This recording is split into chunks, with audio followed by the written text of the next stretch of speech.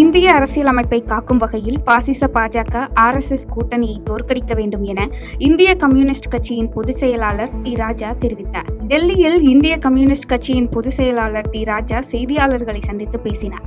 அப்போது பேசிய அவர், இந்திய கம்யூனிஸ்ட் கட்சியின் 25வது மாநாடு வரும் செப்டம்பர் 21ஆம் தேதி முதல் 25ஆம் தேதி வரை சண்டிகரில் நடைபெற உள்ளது எனவும், அதேபோல CBI கட்சியின் நூற்றாண்டு நிறைவு நிகழ்ச்சி டிசம்பர் மாதம் தெலுங்கானா மாநிலம் கம்மத்தில் நடைபெறும் எனவும் தெரிவித்தார்.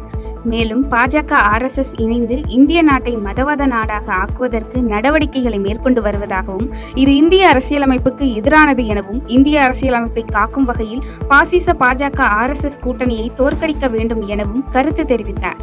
தொடர்ந்து பேசிய அவர், பாஜக ஆட்சியின் கீழ் இந்திய பொருளாதாரம் மிகவும் பலவீனமடைந்துள்ளதாகவும், சமூக நலத்திட்டங்களுக்கு எதிரான நிலைப்பாட்டால் ஏழை மக்களின் வாழ்வாதாரம் கடுமையாக பாதிக்கப்பட்டுள்ளதாகவும் கருத்து தெரிவித்தார்.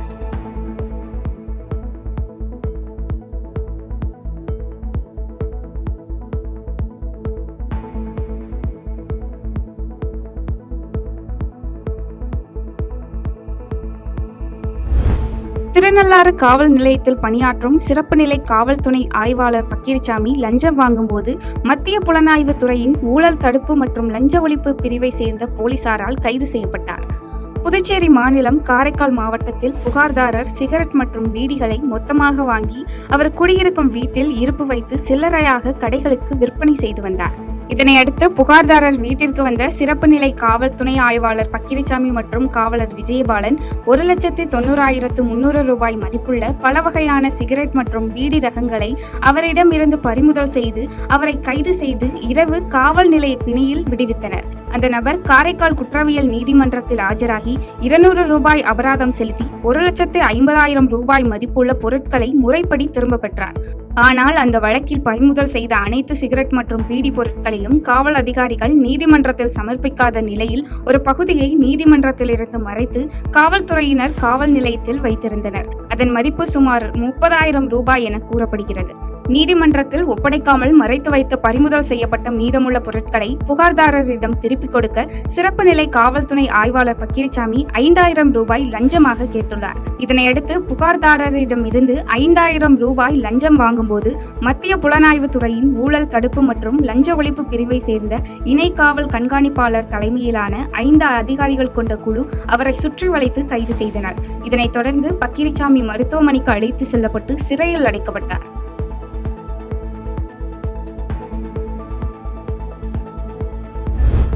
தலித் விரோத மனப்பான்மையுடன் செயல்படும் NR காங்கிரஸ் பாஜக கூட்டணி அரசை கண்டித்து காரைக்காலில் காங்கிரஸ் கட்சியினர் கண்டன ஆர்ப்பாட்டத்தில் ஈடுபட்டனர். புதுச்சேரி மாநிலத்தில் தலித் விரோத மனப்பான்மையுடன் செயல்படும் NR காங்கிரஸ் பாஜக கூட்டணி அரசை கண்டித்து காரைக்காலில் 100க்கும் மேற்பட்ட காங்கிரஸ் கட்சியினர் கண்டன ஆர்ப்பாட்டத்தில் ஈடுபட்டனர். மேலும் காரைக்கால் புதிய பேருந்து நிலையம் எதிரே நடைபெற்ற இந்த கண்டன ஆர்ப்பாட்டத்திற்கு காரைக்கால் மாவட்ட காங்கிரஸ் கட்சி தலைவர் சந்திரமோகன் தலைமையில் 100க்கும் மேற்பட்ட காங்கிரஸ் கட்சியினர் கலந்து கொண்டனர்.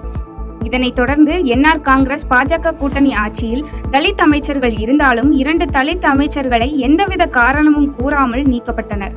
இப்படி தொடர்ந்து தலித் அமைச்சர்களை எந்தவித காரணமும் இல்லாமல் நீக்கும் NR காங்கிரஸ் பாஜக கூட்டணி அரசை கண்டித்து கண்டன கோஷங்கள் எழுப்பி கண்டன ஆர்ப்பாட்டத்தில் ஈடுபட்டனர்.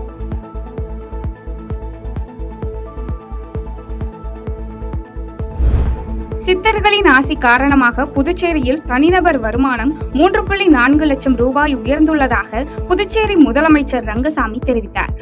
புதுச்சேரி அரசின் கலை பண்பாட்டுத்துறையின் தமிழ் வளர்ச்சி சிறகத்தின் சார்பில் சித்தர்கள் இலக்கிய மாநாடு ஆய்வரங்கம் காமராஜர் மணிமண்டபத்தில் நடைபெற்றது.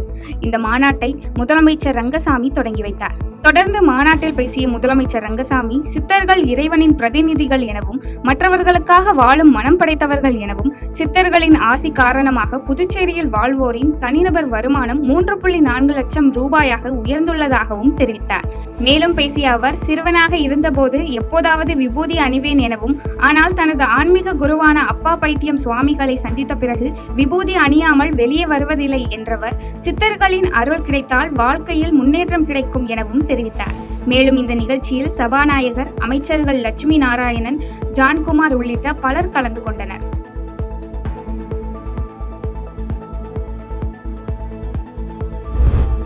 இருசக்கர வாகனத்தில் வந்த நபர் டாடா ஏஸ் வாகன கதவில் மோதி எதிரே வந்த டிப்பர் லாரி சக்கரத்தில் சிக்கி உயிரிழந்த சம்பவத்தின் சிசிடிவி காட்சிகள் வெளியாகி அதிர்ச்சியை ஏற்படுத்தியுள்ளது. புதுச்சேரியின் காரைக்கால் மாவட்டம் கோட்டுச்சேரி வெள்ளை பிள்ளையார் கோவில் தெருவை சேர்ந்த விபாலி சோ புதுச்சேரியை அடுத்த பட்டனூர் பகுதியில் உள்ள தனியார் நிறுவனத்தில் பணியாற்றி வருகிறார். இவர் பட்டனூர் பகுதியில் உள்ள சர்வீஸ் ரோட்டில் திருச்சிற்றம்பலம் பகுதி நோக்கி தனது இருசக்கர வாகனத்தில் வேலைக்கு சென்று கொண்டிருந்தார். அப்போது சாலையோரம் நின்றிருந்த டாடா ஏஸ் வாகனத்தின் கதவை டாடா ஏஸ் வாகன ஓட்டுநர் திறந்தார். இதனால் இருசக்கர வாகனத்தில் வந்த விபாலி ஜோ டாடா ஏஸ் வாகன கதவில் மோதி நிலை தடுமாறி விழுந்தார். அப்போது அதே சாலையில் எதிரே வந்த டிப்பர் லாரி விபாலி ஜோ மீது ஏறியது. இதில் அவர் சம்பவ இடத்திலேயே உயிரிழந்தார். இதனைத் தொடர்ந்து சம்பவம் குறித்த ஆரோவில் போலீசார் வழக்கு பதிவு செய்து விசாரணை நடத்தி வரும் நிலையில் இந்த விபத்தின் சிசிடிவி காட்சிகள் வெளியாகி பரபரப்பை ஏற்படுத்தியுள்ளது.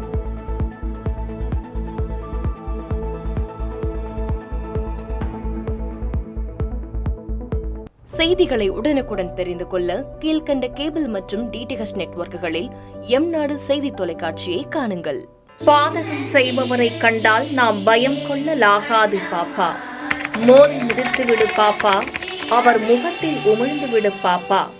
அண்மை செய்திகளை உடனுக்குடன் தெரிந்து கொள்ள இணைந்திருங்கள் எம்நாடு தொலைக்காட்சியுடன்.